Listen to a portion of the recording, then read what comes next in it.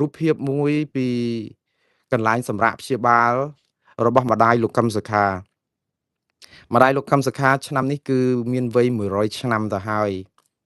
ស្ថានភាពសុខភាពរបស់គាត់បើតាមការរៀបរាប់របស់អឺ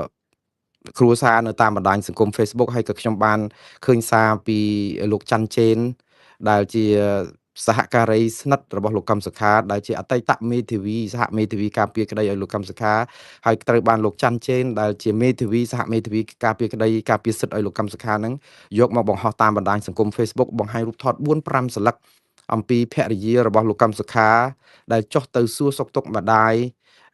ក្មេករបស់គាត់ដែលជាម្ដាយរបស់លោកកឹមសុខានឹងនៅឯមន្ទីរពេទ្យ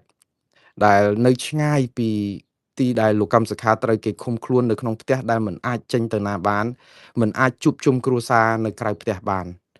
សំណួរបងប្អូនសួរទៅវិញថានៅក្នុងពិធីបុណ្យចូលឆ្នាំខ្មែរប្រពៃណីជាតិដែលមន្ត្រីរាជការកម្ពុជាចង់បង្ហាញថាគាត់យកចិត្តទុកដាក់ណាស់ចង់ឲ្យបងប្អូនសប្បាយជួបជុំក្រុមគ្រួសាររហូតយកពិធីបុណ្យចូលឆ្នាំខ្មែរទៅដល់កន្លែងជនភៀសឹក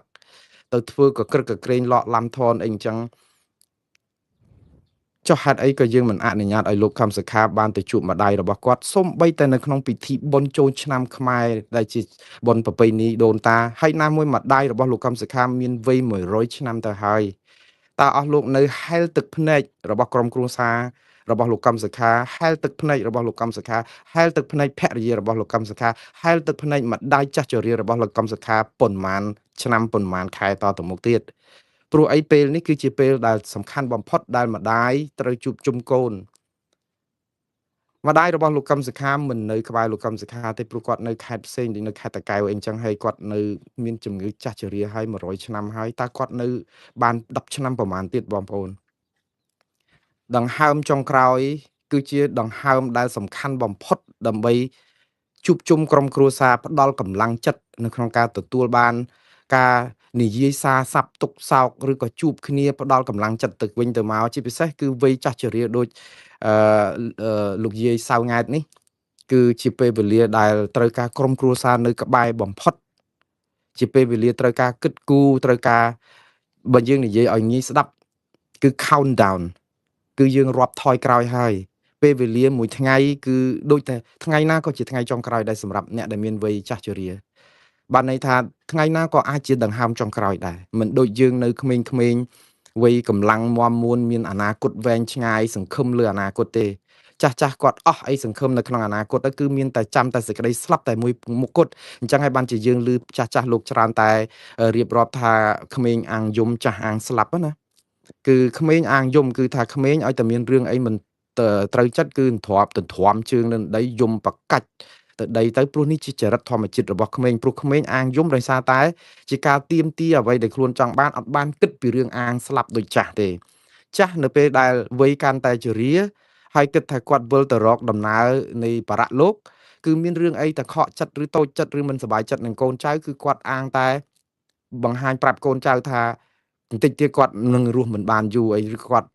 គង់តែនឹងស្លាប់អីអញ្ចឹងដូចថាបង្ហាញការខកចិត្តឲ្យស្ដាប់គាត់ទៅគាត់រស់មិនបានយូរអីប្រហែលអញ្ចឹងទៅគឺគាត់អាងស្លាប់អញ្ចឹងដែរព្រោះអីគាត់រស់នៅក្នុងជីវិតមួយ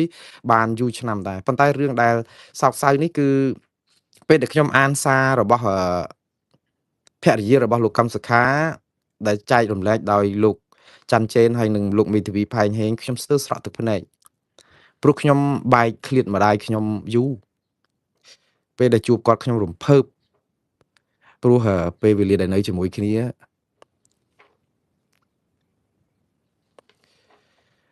តែខ្ញុំខុសពីលោកកឹមសុខាថងថាខ្ញុំបែកពីម្ដាយរបស់ខ្ញុំអាចទៅជួបគាត់វិញបានប៉ុន្តែកលៈទេសៈគឺយើងនៅឆ្ងាយគ្នាគាត់នៅស្រុកខ្មែរខ្ញុំនៅស្រុកអាមេរិក5ឆ្នាំមិនមែន5ឆ្នាំទេខ្ញុំបាញ់ម្ដាយខ្ញុំជាង10ឆ្នាំហើយយើងអាចជួបគ្នាតាមទូរស័ព្ទទូអីបានក៏ប៉ុន្តែវាមិនដូចតែការជួបគ្នាផ្ទាល់ប៉ុន្តែអ្វីដែលសោកសៅបំផុតលោកកឹមសុខាហើយនិងម្ដាយរបស់លោកនេះគឺមិននៅឆ្ងាយគ្នាទេមួយនៅទួលគោកមួយនៅឯខេត្តតាកែវអញ្ចឹងធ្វើដំណើរទៅបានជួបគ្នាបានប៉ុន្តែដោយសារតែសាលក្រមតុលាការរឿងនយោបាយកំចាយខ្មែរគ្នាឯងនេះគេធ្វើឲ្យគាត់មិនអាចជួបម្ដាយបានហើយនេះគឺជាសាររបស់ភរិយារបស់លោកកឹមសុខាគឺអ្នកស្រីតែច័ន្ទមនោ ដែលរៀបរាប់ពេលដែលលោកពេលលោកស្រីទៅសួរសុខទុក្ខលោកយាយសៅង៉ែតដែលជាម្ដាយបង្កើតរបស់លោកកឹមសុខាដែលពេលនេះគឺមានអាយុ100ឆ្នាំទៅហើយកំពុងតែមានជំងឺទៀតផងសម្រាប់នៅលើគ្រែមិនអាចក្រោកបានលោកបានសួរនិងប្រាប់ទៅលោកអឺស្រីច័ន្ទមនោអឺតែច័ន្ទមនោដោយសួរថាតើឯណាមិនឃើញកូនប្រុសម៉ែគាត់ថាប្រាប់កូនសុខារបស់ខ្ញុំឲ្យមកជួបម៉ែឲ្យតាន់ម៉ែនៅមានដង្ហើមកុំខានផង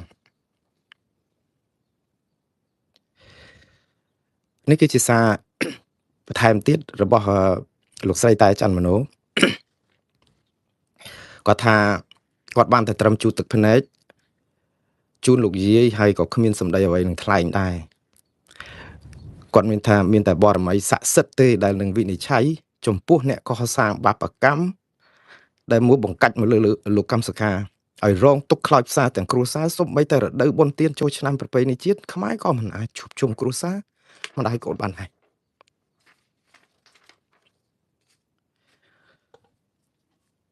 រឿងលោកកម្មសខា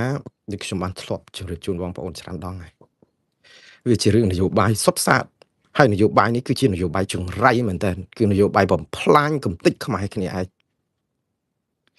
វាអត់មានការអីដែលថាយើងធ្វើទៅនឹងដើម្បីប្រាប់អន្តរជាតិថាយើងមានតុលាការឯករាជ្យយើងមានប្រព័ន្ធដឹកនាំរដ្ឋដែលត្រូវតែការពារសន្តិភាពកម្ពុជានេះឲ្យខាងតែបានព្រោះអីក្រុមរបស់លោកកឹមសុខាក្រុមរបស់លោកសំរងស៊ីនឹងគឺជាក្រុមក្បត់ជាតិក្រុមបដិវត្តពណ៌ឬអីទេព្រោះអីយើងត្រូវចាំថាអ្វីដែលជាគំនិតនយោបាយកម្ចាយគ្នាដើម្បីកាំងអំណាចការពារអំណាចឲ្យសុកចិត្តបំផ្លាញសពបែបយ៉ាងឲ្យអន្តរជាតិកោតទោសយើងនេះគឺជារឿងនយោបាយខ្ញុំហ៊ាននិយាយរឿងនេះថាជារឿងនយោបាយ 100% ដោយសារតែហេតុផលយើងត្រូវចាំថាបើសិនជារឿងនេះគឺជារឿងអក្រិតកម្មដែលត្រូវការផ្ដន់ទាទោសតាមប្រព័ន្ធតុលាការត្រឹមត្រូវមិនមែនមន្ត្រីអង្គទូតរបស់បរទេសគ្រប់ឲ្យតែប្រទេសប្រជាធិបតេយ្យគឺគេទៅសួរសុខទុក្ខលោកកឹមសុខាស្ទើរមិនលួសថ្ងៃនៅពេលដែលមុននឹងគេហាមសិទ្ធិនយោបាយរបស់គាត់ឥឡូវនេះគឺតាំងពីឆ្នាំ2023មកគឺនៅថ្ងៃទី3ខែមីនាឆ្នាំ2023តុលាការបានសម្រេចនេះគឺជាសេចក្តីសម្រេចនៅក្នុងសាលក្រមរបស់តុលាការសាលាដំបងនឹងដែលផ្ដន់ទាទោសឲ្យលោកកឹមសុខាជាប់ឬក៏ដាក់ឲ្យស្ថិតក្រោមការត្រួតពិនិត្យតាមផ្លូវតុលាការរយៈពេល27ឆ្នាំចុះតុលាការត្រួតពិនិត្យតាមដានអីក៏យ៉ាងនេះ27ឆ្នាំហ្នឹងគឺចៅក្រមស្លាប់អស់បាត់ទៅហើយតើអ្នកណានៅបន្តស៊ើបអង្កេតឬក៏ត្រួតពិនិត្យលោកកឹមសុខាអីក៏រាប់ចំនួនយ៉ាងនេះឲ្យត្រួតពិនិត្យនៅផ្ទះគឺបានន័យថាជាការដាក់ឃុំនៅក្នុងផ្ទះដោយមិនឲ្យជួបអ្នកណាទាំងអស់ក្រៅតែពីក្រុមគ្រួសារបងប្អូនបានសួរថាគេអនុញ្ញាតឲ្យក្រុមគ្រួសារគាត់ជួបគាត់បានតាហេតុអីក៏គិតថាគាត់មិនអាចទៅជួបម្ដាយគាត់បាននៅក្នុងសាលដីកាសាលក្រមនេះគឺបញ្ជាក់ថាលោកកឹមសុខាមិនអាចចេញពីគេហដ្ឋានរបស់លោកបានទេអាចជួបក្រុមគ្រួសាររបស់គាត់តែក្នុងករណីដែលក្រុមគ្រួសារចូលទៅជួបគាត់ហើយនៅក្នុងហ្នឹងគឺគេហាមឃាត់សិទ្ធិនយោបាយរបស់លោកកឹមសុខាទាំងអស់ដោយមិនឲ្យទៅធ្វើនយោបាយទេនៅក្នុងរយៈពេលនៅក្នុងការដាក់ឲ្យកោមការត្រួតពិនិត្យតាមផ្លូវតុលាការនេះអញ្ចឹងសរុបសេចក្តីមកវិញគឺគាត់មិនអាចជួបម្ដាយទេបើសិនជាត្រូវទៅបើសិនជាម្ដាយគាត់មកជួបគាត់នៅផ្ទះអាចជួបបានចុះម្ដាយអាយុ100ឆ្នាំទៅហើយជរានៅតែលើក្រែពេទ្យនេះតើមកជួបយ៉ាងដូចម្ដេចតែបងប្អូនសួរថាទេតុលាការក៏គេអាចនឹងមានការអនុញ្ញាតដែរទេនៅពេលដែលគាត់សុំទៅជួបម្ដាយដែលនៅក្រៅឃុំព្រោះអីតុលាការមិនបានហាមឃាត់ការជួបជុំគ្រួសារទេអញ្ចឹងបើសិនជាក្នុងករណីដែលគាត់ចង់ទៅជួបក្រុមគ្រួសារដូចជាម្ដាយរបស់គាត់នៅក្រៅណែផ្ទះតើមានមាត្រាចែងនៅក្នុងសាលក្រមនឹងដែរទេមានមាត្រា 3.1 និយាយតកតងនឹងការដែលមិនអនុញ្ញាតឲ្យចេញពីលំនៅឋានរបស់គាត់ដែលនៅខណ្ឌទួលគោកហ្នឹងនៅរាជធានីភ្នំពេញហ្នឹងលើកលែងតែមានការអនុញ្ញាតដោយព្រះរាជអាជ្ញានៃអัยការអមសាលាដំបងរាជធានីភ្នំពេញលើកលែងតែមានការអនុញ្ញាតបានន័យថាក្នុងន័យនេះគឺគាត់ត្រូវសុំបើសិនជាក្នុងនិយាយថាលើកលែងតែមានការអនុញ្ញាតបានន័យថាមិនអាចទៅដោយចិត្តឯងទេសុំខ្ញុំជឿថាការដែលទៅជួបម្ដាយជរាហើយលោកកឹមសុខាស្ថិតនៅក្នុងស្ថានភាពបែបនេះ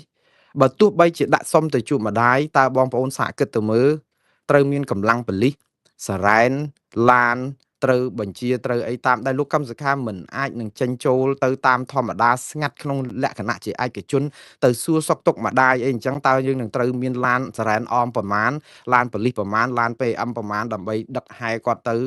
កន្លែងភូមិផ្ទះរបស់ម្ដាយគាត់នៅខេត្តតាកែវហ្នឹងដូចតែនាំគាត់មកតុលាការអញ្ចឹង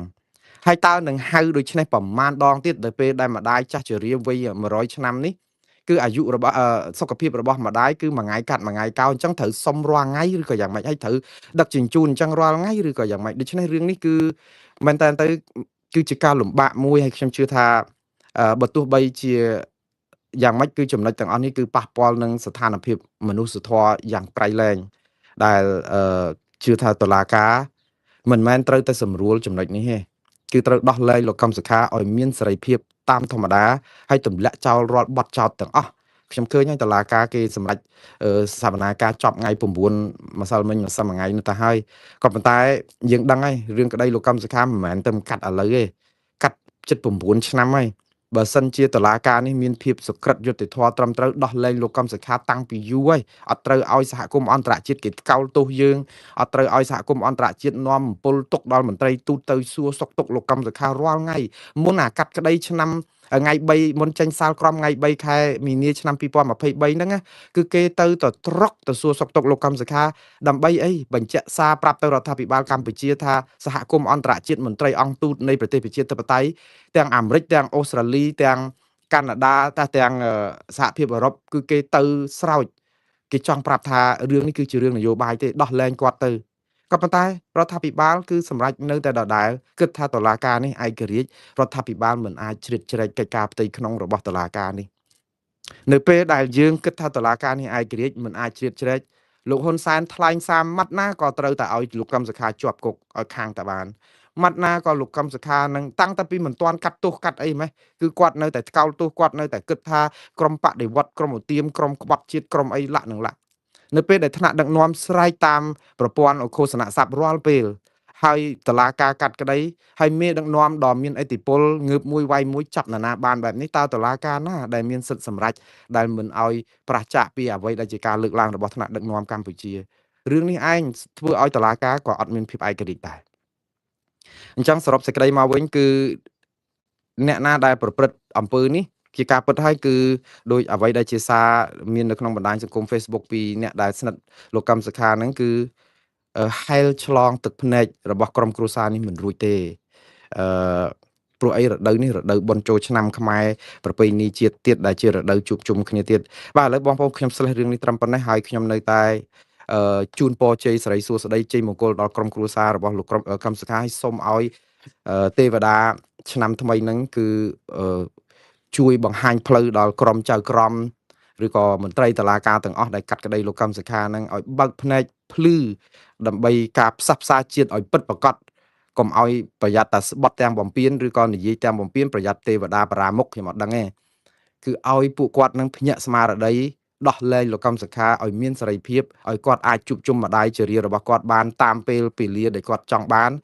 ដើម្បីឲ្យជីវិតចុងក្រោយរបស់លោកយាយសៅង៉ែតហ្នឹងក៏បានជួបសេចក្តីសុខផ្លូវចិត្តចុងក្រោយក៏ដឹងថាកូនអាចទៅលេងគាត់បានហើយម្យ៉ាងទៀតក៏ជាការដែលផ្សះផ្សាផ្លូវចិត្តរបស់ប្រជាពលរដ្ឋជាច្រើនដែលជាអ្នកគ្រប់គ្រងលោកកម្មសខាស្ទើរពាក់កណ្ដាលប្រទេសហ្នឹងឲ្យរួចផុតពីការឈឺចាប់ឈឺទុកដោយថាការទុកមិនសុខចិត្តជាមួយនឹងរដ្ឋាភិបាលកម្ពុជាផងបាទឥឡូវនេះគឺបន្តទៅទៀតព័ត៌មានក្រៅពីករណីលោកកម្មសខាគឺយើងនៅតែមានរឿងច្រើនទៀតរឿងព្រំដែនរដ្ឋមន្ត្រីការបរទេសថៃបដិសេធជាថ្មីសំណើកម្ពុជាដែលស្នើសុំឲ្យប្រជុំគណៈកម្មាធិការវាស់វែងព្រំដែន JBC ក្រោយចូលឆ្នាំនេះមិនមែនជាលើកទី1ទេបងប្អូនក៏ប៉ុន្តែដូចខ្ញុំនិយាយចឹងថានេះជាការដាក់សម្ពាធថៃឲ្យថៃឆ្លើយតបរឿងគណៈកម្មាធិការនេះដែរក៏ប៉ុន្តែបើយើងមើលដំបូងថៃថាគេអត់ទាន់អាចកោះប្រជុំ JBC នឹងបានទេក្រោយមកថៃថាចាំមានរដ្ឋាភិបាលថ្មីសិនមានរដ្ឋមន្ត្រីនាយករដ្ឋមន្ត្រីមានគណៈរដ្ឋមន្ត្រីអីទៅដល់ក្រោយមកទៀតឥឡូវនេះរដ្ឋាភិបាលមានហើយអីហើយថៃថានៅតែអត់ទាន់រួចរាល់ដែរដោយសារតែត្រូវដូរក្បាលម៉ាស៊ីននៃក្រុម JBC ខាងថៃសិនអីទៀតដូរសមាជិកភាពតើថៃនឹងគិតឲ្យដូចយើងចាប់អន្ទង់ល្អិលប្រផ្លោចហ្នឹងដល់ពេលណាទៀត យើងនឹងតាមដានតទៅទៀតយើងតាមគេដើម្បីទាឲ្យគេមកវាស់ដីដែលគេដណ្ដើមបានហើយដែលយើងព្រមព្រៀងគ្នាឲ្យគេនៅណានៅហ្នឹងអញ្ចឹងថៃនឹងរកលទ្ធភាពគ្រប់បែបយ៉ាងនៅក្នុងការទី1កិច្ចមិនចូលរួមវាស់វែងដីឬគណៈកម្មាធិការ JBC ហ្នឹងហើយទី2គឺនឹងលុបចោលរាល់អនុសារណៈនៃការយោគយល់គ្នា MOU 2000 2001ថៃចាប់ពីពេលនេះតទៅអត់មានធ្វើអ្វីក្រៅតែពីអូសពេលវេលាទុកឲ្យកម្ពុជាតាមដាច់ខ្យល់ស្លាប់លោកស៊ីហស័កភួងកេតកែវដែលជារដ្ឋមន្ត្រីក្រសួងការបរទេសថៃលើកឡើងនៅថ្ងៃទី11នេះគឺថ្ងៃទី11បាទ11ខែមេសានេះប្រាប់បណ្ដាញសារព័ត៌មានថៃថាថៃសូមទាត់ចោលសំណើរបស់កម្ពុជាដែលស្នើសុំឲ្យគណៈកម្មាធិការកិច្ចការព្រំដែនចម្រុះវាស់វែង JBC នេះគឺជួបគ្នាចន្លោះថ្ងៃ17មេសាដល់ថ្ងៃទី25មេសាគឺថៃថាទៅធ្វើមិនកើតទេគឺទាត់ចោលសំណើនេះហើយដោយសំអាងថាអញ្ចេះរដ្ឋបាលថ្មីរបស់ថៃគឺទើបតែចូលកាន់ការទេដូច្នេះវាអត់ទាន់ត្រៀមខ្លួនរួចរាល់នៅឡើយទេសម្រាប់កិច្ចប្រជុំនេះគឺជាប្រសាសន៍របស់លោកស៊ីហស័កភួងកេតកែវដែលគាត់មានប្រសាសន៍ដូច្នេះគាត់បានពន្យល់ថាគណៈកម្មការ JBC នៅខាងថៃនេះត្រូវការរុះរើសមាជិកភាពនិងក្បាលម៉ាស៊ីនគណៈប្រតិភូដែលកំពុងតែត្រូវការឯកភាពពីរដ្ឋាភិបាលថ្មីនេះដូច្នេះត្រូវការពេលទៀតគាត់បានបញ្ជាក់ទៀតថាគាត់នឹងមិនធ្វើជាប្រធានគណៈកម្មាធិការនៃក្រុមការងាររបស់គណៈកម្មការនេះទេដូច្នេះអញ្ចឹងហើយបានជាត្រូវការអ្នកជំនាញបច្ចេកទេសកិច្ចការព្រំដែននឹងតាក់ទងនឹងកិច្ចការអន្តរជាតិច្បាប់អន្តរជាតិផងដើម្បីចូលរួមក្នុងគណៈកម្មការដែលនឹងបង្កើតថ្មីឬក៏សមាជិកភាពថ្មីដើម្បីឲ្យគ្រប់គ្រាន់រួចរាល់សិនទើបអាចនឹងពិចារណាសំណើរបស់កម្ពុជាអញ្ចឹងទៅដូច្នេះលោកបានបន្តទៀតថាលោកស៊ីហស័កភួងកេតកែវថាក្នុងពេលជាមួយគ្នានេះគឺរដ្ឋាភិបាលថៃថ្មីនេះកំពុងតែពិចារណាតាក់ទងនឹងការដក MOU គឺអនុសារណៈនៃការយោគយល់គ្នាដែលមានជាមួយកម្ពុជាតាំងឆ្នាំ2000គត់និងឆ្នាំ2001ដែលភាសាថៃគេថា MOU 44ឬនិង MOU 43បាទតាមពិតគាត់និយាយពីឆ្នាំគ្រិស្តសករាជទេបើយើងប្រើ2000 2001ទៅថៃគេប្រើគ្រិស្តសករាជអញ្ចឹងហើយបានឃើញ MOU ថៃមានលេខ44និងលេខ43គឺ MOU 43របស់ថៃហ្នឹងគឺជា MOU ឆ្នាំ2000របស់កម្ពុជានឹងឯងហើយ MOU 44ហ្នឹងគឺជា MOU 2001របស់កម្ពុជានឹងបើសិនជារៀងលឺពាក្យនេះគឺដោយសារថៃប្រើពុទ្ធសករាជយើងប្រើឆ្នាំសកលធម្មតាសម្រាប់ MOU នេះតែមានន័យដូចតែគ្នាទេសំដៅទៅលើ MOU នឹងឯងហើយគាត់នៅតែកាន់ចំហថានឹងលុប MOU នៅពេលដែលលុប MOU នេះតើយើងនឹងបង្កើតគណៈកម្មការ JBC បានប្រយោជន៍អីទៅព្រោះគណៈកម្មការ JBC វាស់វែងខណ្ឌសីមានេះគឺក្រោមលក្ខខណ្ឌរបស់អនុសារណៈនៃការយោគយល់គ្នាឆ្នាំ2000ហ្នឹងតាអញ្ចឹងបានន័យថាលោកស៊ីហស័កភួងកេតកែវបង្ហាញអំពីចំហដោះស្រាយបញ្ហានៅពេលដែលមានក្រុមសមាជិកភាពនៃ JBC ថ្មីរបស់ថៃដែលកំពុងតែអូសពេលតើហើយក្នុងហ្នឹងក៏បានប្រាប់មកថាកំពុងតែចង់លុប MOU បានប្រយោជន៍អីបើលុប MOU ចាំបាច់មាន JBC ហ្នឹងទៅអីព្រោះយក JBC ហ្នឹងក្នុងយន្តការ MOU បើលុបអាហ្នឹងចោលទៅមានអីត្រូវវាស់តាមហ្នឹងកើតនេះហើយដែលធ្វើឲ្យកម្ពុជាក៏រកម្មចិត្តដែរគឺក្រសួងការបរទេសកម្ពុជាថ្លែងសារតវ៉ាជាមួយនឹងភាគីថៃក៏បង្ហាញការសោកស្ដាយដែរថានឹងលុប MOU គិតថាស្មារតីនេះគឺជាស្មារតីដែលធ្វើឲ្យប្រទេសថៃនិងប្រទេសខ្មែរនឹងនៅអាចរស់នៅជាអ្នកភូមិផងលបងជាមួយដោយសុខសន្តិភាព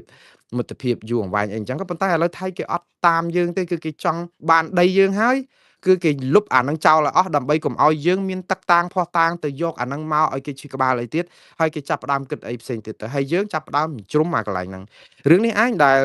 ថ្ងៃនេះលោកហ៊ុនម៉ាណែតដែលជានាយករដ្ឋមន្ត្រីកម្ពុជានៅក្នុងពិធីធំមួយតាក់ទងនឹងរឿងប្រជាហ្វូណនគឺគាត់ក៏បាន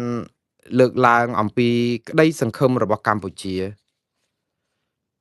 រឿងពីរដែលខ្ញុំចង់ជម្រាបជូនអ្វីដែលលោកហ៊ុនម៉ាណែតលើកហើយវាស៊ីគ្នាទៅនឹងអ្វីដែលជាគណៈមន្ត្រីរដ្ឋាភិបាលគឺមន្ត្រីប្រតិភូអមនាយករដ្ឋមន្ត្រីប្រចាំក្រសួងការបរទេសនិងកិច្ចសហប្រតិបត្តិការអន្តរជាតិគឺលោក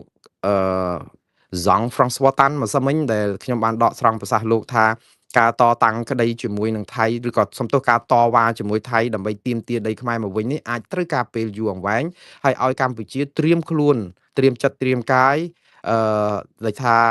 រកយុទ្ធសាស្ត្រដែលត្រូវតែលំអិត គឺថាម៉ត់ចត់ប្រុងប្រយ័ត្នបំផុតក៏ប៉ុន្តែលោកហ៊ុនម៉ាណែតវិញនិយាយថាបើទោះបីជានៅសង្ឃឹមតែ1%បើទោះបីជានៅសង្ឃឹមតែ1%តាមការប្រើយន្តការទូតដូចសពថ្ងៃហ្នឹងក៏កម្ពុជានៅតែប្រើវិធានការនេះដដែល